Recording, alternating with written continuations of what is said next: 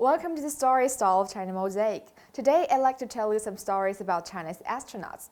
Recently, the Shenzhou 15 manned spacecraft was successfully launched into space.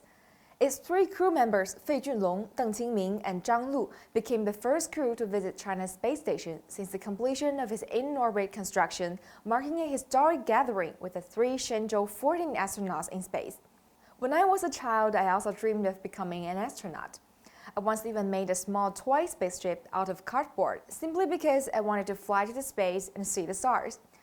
Although my childhood dream didn't come true, this has never prevented me from being fascinated by those star-chasing stories. What's it like to pursue a dream for over 20 years but always end up disappointed? Having failed to become a crew member for the Shenzhou 9, 10, and 11 spacecraft, Deng Qingming served as a backup for a total of 24 years and 10 months. While he received the same amount and standard of training, Deng's career prior to Shenzhou 15 had been a mixture of expectation and disappointment.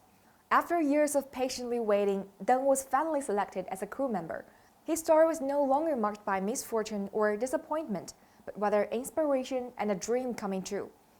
Deng was no longer a backup, but a fully fledged Shenzhou 15 astronaut. Deng still remembers the words of his colleague Chen Quan, who encouraged him to work hard and never give up his duty as an astronaut, regardless of whether he's a backup or a full crew member. Unlike Shenzhou 15, whose crew consists of a veteran team with an average age of 53, Shenzhou 14 has the youngest crew in history. As Commander Chen Dong, the youngest ever, has been to space twice.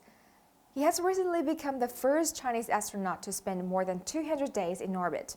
6 years ago, during his first trip to space as a crew member of Shenzhou 11, Chen went viral for a conversation with the spacecraft commander Jing Haipeng. Wow, 漂亮，爽不爽？特别漂亮，我说你爽不爽？爽。Despite being some 400 kilometers above Earth, we can still feel his excitement and strong sense of pride. When Chen Dong was selected as a crew member again 6 years later, he said, 6 years ago, I expected to fly into space, but this time I wanted to go even more. The feeling is that simple.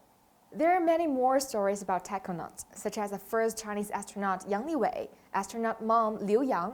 The list goes on. There is no need to ask whether China's space program is worth it. These technonauts themselves are the best answers. The sky is high and the land is boundless. I cannot but feel the immensity of the universe. Sun, moon shed rays, and stars infinite rays. These lines from ancient Chinese literature have moved generations of Chinese space workers who have never stopped exploring and striving for progress. But then again, with the development of spacecraft, the time when ordinary people can also venture into space may be just around the corner. Thank you for watching. I'm Xu Yi in Beijing.